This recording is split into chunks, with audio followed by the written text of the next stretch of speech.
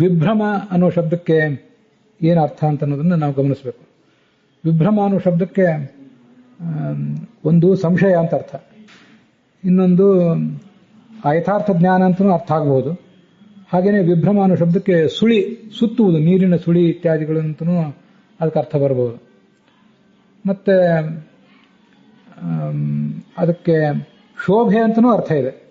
ಅದು ಮಧ್ವವಿಜಯದಲ್ಲಿ 3ನೇ ಸರ್ಗದ 46ನೇ ಶ್ಲೋಕದಲ್ಲಿ ಅಸ್ಯ ವಾಸುದೇವಸ್ಯ ವದನಂ ಕಂಚನ ವಿಭ್ರಮಂ ಆದಧೆ, ವಾಸುದೇವನ ಆ ಮುಖ ಆ ಜಲಕ್ರೀಡೆಯಲ್ಲಿ ಒಂದು ವಿಶಿಷ್ಟವಾದ ಶೋಭೆಯನ್ನು ಧರಿಸಿತು ಅಂತ ಹೀಗೆ ಪ್ರಯೋಗ ಮಾಡಿದ್ದಾರೆ.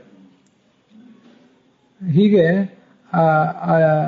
ಅಲ್ಲಿ ವಿಭ್ರಮ ಅನ್ನೋ ಶಬ್ದಕ್ಕೆ ಸಂಶಯ, ಭ್ರಾಂತಿ, ಸಂಶಯೇ ಭ್ರಾಂತವು ಶೋಭಾಯಾಂಶ ಅಂತ ವೈಜಯಂತ ಕೋಶ ಇದೆ. ಸಂಶಯ ಅಂದ್ರೆ ಡೌಟ್, ಭ್ರಾಂತಿ ಅಂದ್ರೆ ಯಥಾರ್ಥ ಜ್ಞಾನ ಅಂತ ಅರ್ಥ ಆಗಬಹುದು, ಅದಕ್ಕೂ ವಿಭ್ರಮ ಅಂತಂತಾರೆ. ಹಾಗೇನೆ ವಿಭ್ರಮ ಅಂದ್ರೆ ಇನ್ನೊಂದು ಸುಳಿ, ನಾನಾ ವಿಭ್ರಮ ದುರ್ಭ್ರಮೆ ಅಂತ ರಾಘವೇಂದ್ರ ಸ್ವಾಮಿ ಸ್ತೋತ್ರದಲ್ಲಿದೆ. ನೀರಿನ ಸುಳಿ ಮೊದಲಾದದಕ್ಕೂ ವಿಭ್ರಮ ಅಂತಾರೆ. ಹಾಗೆ ಇನ್ನೊಂದು ಶೋಭಾ ಅಂತ ಅರ್ಥ ಇದೆ, ಒಂದು ವಿಶಿಷ್ಟವಾದ ಶೋಭೆ ಅನ್ನೋ ಅರ್ಥದಲ್ಲಿ ಅದನ್ನು ಬಳಕೆ ಮಾಡಬಹುದು. ಜನರಿಗೆ ಪ್ರಯೋಗ ಮಾಡಿದರೆ ಅದು ಎಷ್ಟು ಅರ್ಥ ಆಗ್ತದೋ, ಕೋಶ ನೋಡಿದರೆ ಮಾತ್ರ ಗೊತ್ತಾಗ್ತದೆ. ಮಧ್ವವಿಜಯ ಅಂತ ಗ್ರಂಥ ಓದುವಾಗಲೂ ಕೂಡ ಆಡು ಮಾತಿನಲ್ಲಿ ಅದನ್ನು ಪ್ರಯೋಗ ಮಾಡಿದರೆ ಜನರಿಗೆ ಅರ್ಥ ಆಗಲಿಕ್ಕಿಲ್ಲ. ಆದರೆ ಅಂಥದ್ದೊಂದು ಶಬ್ದ ಇರೋದನ್ನು ನಾವು ಗಮನಿಸಬೇಕಷ್ಟೆ. ಈ ವಿಭ್ರಮ ಅನ್ನೋ ಶಬ್ದಕ್ಕೆ ಮತ್ತು ಕೆಲವು ಅರ್ಥಗಳನ್ನು ಬೇರೆ ಬೇರೆ ಕಡೆ ನಾವು ಕೋಶದಲ್ಲಿ ನೋಡಬಹುದು. ಅದು ನೇತ್ರ ವಿಭ್ರಮ ಅಂದರೆ ನೇತ್ರದ ಮೂಮೆಂಟ್, ಒಂದು ಪ್ಲೇಫುಲ್ ಮೂಮೆಂಟ್, ಅಥವಾ ಹೆದರಿದಾಗ ಅಥವಾ ವಿಲಾಸಕ್ಕಾಗಿ ಲಾಸ್ಯಕ್ಕಾಗಿ ಮಾಡುವಂಥ ಮೂಮೆಂಟನ್ನು ವಿಭ್ರಮ ಅಂತ ಹೇಳೋದು ಕಾಣ್ತದೆ. ಹಾಗೇನೆ ವಿಭ್ರಮ ಅಂದರೆ ನಡಿಗೆ ಲಾಸ್ಯಪೂರ್ವಕವಾಗಿ ವಿರಾಮದಿಂದ ನಡೆಯುವುದು, ಅದಕ್ಕೆ ಅದನ್ನು ಪ್ರಯೋಗ ಮಾಡ್ತಾರೆ ಅಂತ ಹೀಗೆ ಕಾಣಿಸ್ತದೆ.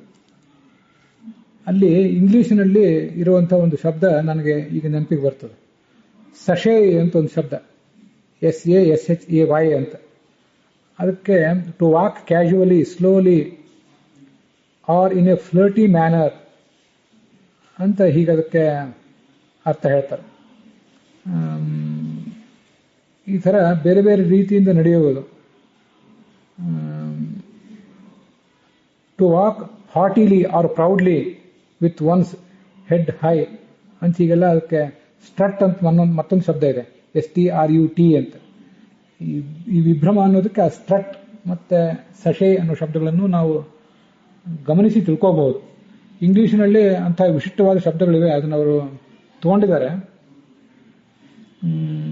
ಸಂಸ್ಕೃತದಲ್ಲಿ ಅಷ್ಟು ಮೆಥಾಡಿಕಲ್ ಅಧ್ಯಯನ ಆಗಲಿಲ್ಲ. ಮನಸ್ಸಿನ ವಿಭ್ರಮ, ಕನ್ಫ್ಯೂಷನ್ ಆಫ್ ಮೈಂಡ್ ಹೀಗೆ ಕಾಣಿಸ್ತಾರೆ. ಮಾಯಾ ವಿಭ್ರಮಂ ಜನಯತಿ, ಮಾಯೆ ಅನ್ನೋದು ಭ್ರಮೆಯನ್ನು ಹುಟ್ಟಿಸ್ತದೆ ಅಂತ ಹೀಗೆ. ಗ್ರೇಸ್ಫುಲ್ ಮೂಮೆಂಟ್ ಕಾವ್ಯದಲ್ಲೇ ಬಳಕೆ ಆಗಬಹುದು, ಅದು ನೇತ್ರ ವಿಭ್ರಮ. ಹಾಗೆ ಅದೆಲ್ಲ. ಮತ್ತೆ ಗೊಂದಲ, ಮೋಹ, ತಲ್ಲಣ, ಅಲೆಯುವುದು. ಹೆಚ್ಚೇನು ಕ್ಯಾಶುವಲಿ ಅಂತ ಅದನ್ನೇ ಇಂಗ್ಲಿಷ್ನಲ್ಲಿ ಸಶೆ ಅಂದರೆ ಅಲೆದಾಟ, ಏನು ವಿಶೇಷ ಉದ್ದೇಶ ಇಲ್ಲದೇನೆ ಅಲ್ಲಿ ತಿರುಗಾಡುವುದು ಅಂತ ಹೀಗೆ ಅರ್ಥದಲ್ಲಿ ಅದನ್ನ ಲಲಿತವಾದ ಅಂತ ಹೇಳ್ತಾರೆ. ಲಲಿತವಾದ ಚೇಷ್ಟ ಹೀಗೆಲ್ಲ ಅದನ್ನ ಹೇಳ್ತಾರೆ.